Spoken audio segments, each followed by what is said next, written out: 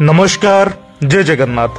Shrimad Bhagavad guitar चतुर्थ अध्याय 40तम श्लोक रे भगवान कहिसंती अज्ञश्च श्रद्धानश्च संशयात्मा विनश्यति नायं लोको अस्ति न परो न सुख संशयात्मान।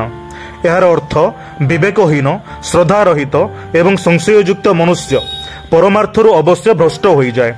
एपरी संशययुक्त मनुष्य पई इहलोक नाही कि परलोक नाही कि सुख मध्य नाही। जो व्यक्ति अज्ञानी अश्रद्धालु अटे से केबे भगवान भावना करि पारिबनी। एभली व्यक्ति पई ना ए संसार रे जगह अछि ना परलोक रे जगह अछि। भगवान स्पष्ट भाव में कहिसंती जो व्यक्ति मन रे भगवान को प्रति शंका अछि से केबे भगवत प्राप्त हेबनी। जहाँ मन रे श्रद्धा नहीं से किपरि भगवान को पाई परिबो।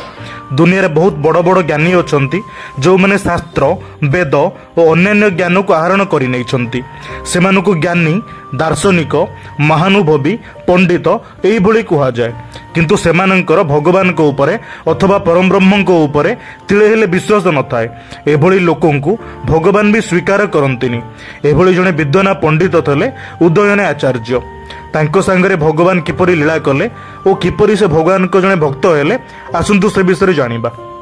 मिथिला रे जने बहुत बड़ पंडित थले। तांको नाम थिला उदयन आचार्य। से न्याय सिद्धांत रे प्रखर पंडित थिले। केही भी तांको वाद विवाद रे हराई पारु नथिले। एभली भाबरे बौद्ध जैन धर्मर व्यक्ति माने भी तांको डरुथिले। से एभली पंडित थिले तांको समय दार्शनिक पंडित और ज्ञानी व्यक्ति मानकु हराई देइथिले। उदयन आचार्य मनरे थरे जगन्नाथ विषय जानिबाकू तांको विषय पढ़िबाकू इच्छा जागृत हैला। पढ़िबाकू लागिले। से स्कंद पुराण रे गोटे श्लोक पढ़िले जो थरे लेखा थिला यत्र साक्षात जगन्नाथ शंख चक्र गदाधर जंतुनां दर्शनन मुक्ति यो ददाति कृपानिधि।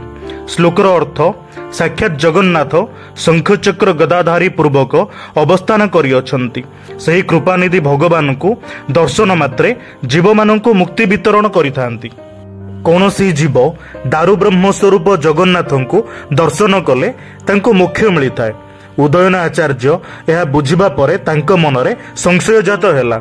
से एक कथा को प्रमाण करने को चाहिए सतरे कौन जगन्नाथ को दर्शन कले मोक्ष मिलिबो।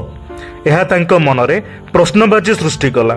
परीक्षा स्वरूप से निजको प्रस्तुत कले पुरुषोत्तम क्षेत्र को जीवा पाई और यह देखिबे किपरि महाप्रभु को दर्शन कले मोक्ष मिलता है।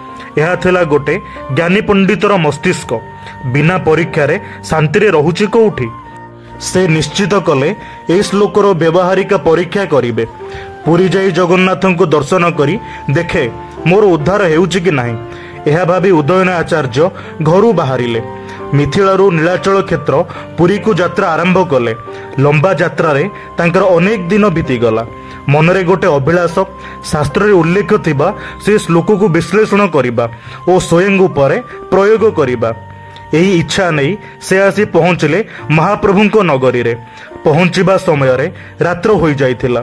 महाप्रभु को पहड़ पड़ी सारिथिला। उदयन आचार्य भाविले आज तो आउ जगन्नाथ को दर्शन करि हेबनी। तेणु विश्राम नहीं जाए काली प्रभात उठी महाप्रभु को दर्शन करिबी। तापरे देखिबी वास्तव रे मते मोक्ष मिलुची कि नाही। यह भावी आचार्य गभीर निद्र सोई पड़िले। से भक्तिर ठाकुर से भावरे बंधा तांको उपरे पुनी संदेह। महाप्रभु लीलामय हटिया ठाकुर से कहार गर्व रखी नाहांती। से उदयन आचार्य गर्व किपरि बा रखिबे।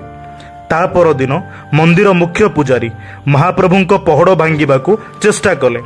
भगवान को समस्त विधि संपन्न करिबाकू समस्ते प्रस्तुत। जेपरि भगवान को गर्भगृह खोलिबाकू प्रस्तुत हुअंती। आश्चर्यर कथा से द्वार आउ खोलिलानी।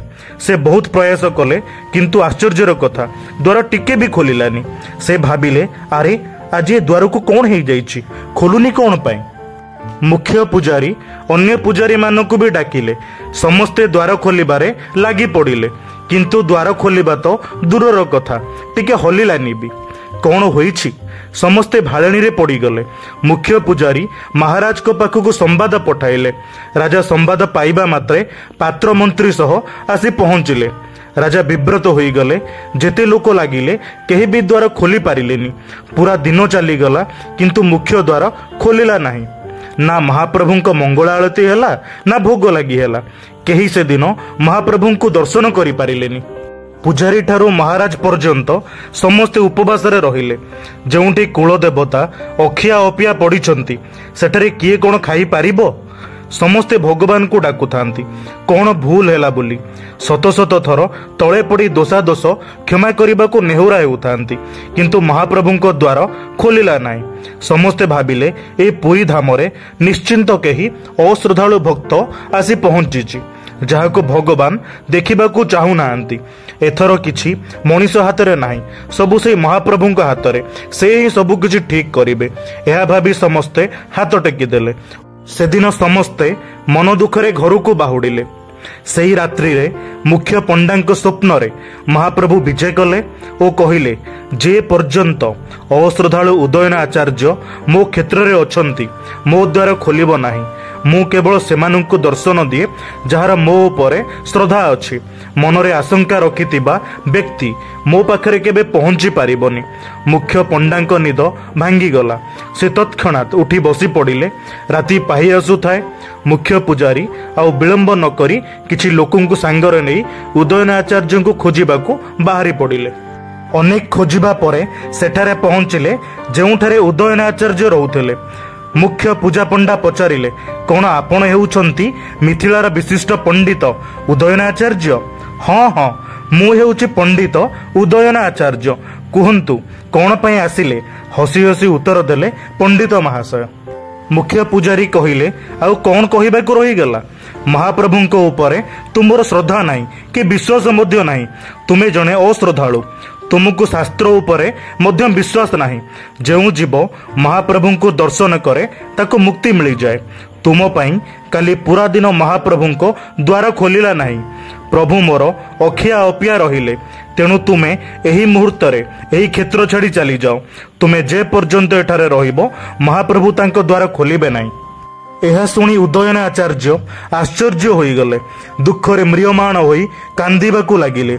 निजर भूल बुझिबा परे मने मने प्रभुंकु क्षमा प्रार्थना कले। से भाबिले हे प्रभु मु केते बड़ पापी। मो भली पापी पई भगवान अन्य भक्त मानंकु भी दर्शन देलिनी। मु एही क्षणी जाई महाप्रभुंक पाखरे क्षमा प्रार्थना करिबी। मु बहुत बड़ अपराध करि देइछि। एपरी भाबी उदयन आचार्य भगवान जगन्नाथंक मंदिर को आसिले और हृदयर सह महाप्रभु को प्रार्थना कले। क्षमा मागी पड़ी रहिले सेठारे। एपरी भावरे निज भक्त को देखि पतित पावन महाप्रभु जगन्नाथ निज द्वार खोलीदेले।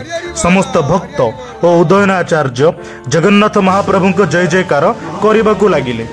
गौरव गंजन हरि गौरव न सहंती काहारी। उदयन आचार्य अनुतापर नियारे जली शुद्ध भक्त पलटिले। ज्ञानी महाज्ञानी पंडितंकु निज ज्ञानर अहंकार थाए हेले जने भक्त अक्लेशरे निज प्रेमर रज्जुरे महाप्रभुंकु बांधी सहजरे प्राप्त करे। आजिर कथा को ये विराम देउछि एही प्रतिश्रुति सहित कि मु पुणी फेरिबी महाप्रभु जगन्नाथंकर आउ किछि कथावस्तु को नहीं। नमस्कार। जय जगन्नाथ।